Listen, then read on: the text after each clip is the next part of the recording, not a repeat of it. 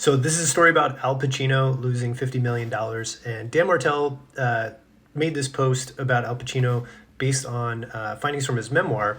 I just thought it was really interesting, and the parallel here of when you have high income, high revenue coming in, especially if you're a business owner, how if you're not careful, that money can just quickly disappear. And so Al Pacino in his memoir said that he had up to $50 million at one point. But in his own words, at one point he essentially was broke, had no money, and it turns out his accountant had involved him in a Ponzi scheme, and he just wasn't aware. And a big part of it he mentions is that he just had so much income coming in that he wasn't really thinking about where he was spending his money. So he would, huge travel flights. He's taking people on vacations. Excuse me. And I think there's one point here, a landscaper collecting $400,000 a year at a property he didn't even live at, which, again, no judgment. Maybe he loved that property and he wanted to look great. But the reality here is, by the time he actually caught what was going on, he hardly even had enough money to fight or to go through the lawsuit of suing the accountant.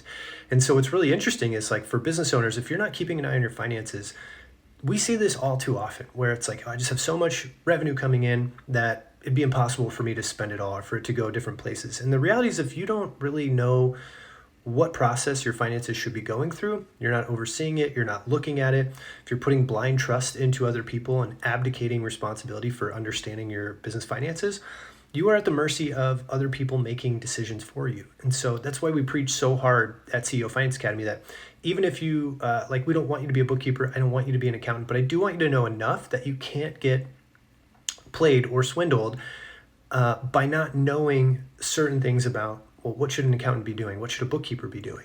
And these are kind of things that you need to know in order to be mindful of where your money's going and how to actually stay in control of it. So just a great reminder that doesn't matter how big, famous you get, how much money, income comes in, if you don't keep an eye on it and you don't manage it and you don't put trust in yourself to know it and then be able to oversee other people who you're trusting it to, bad things can happen. So let the story of Al Pacino be a good reminder, if you run a business, why it's so important to know your business finances.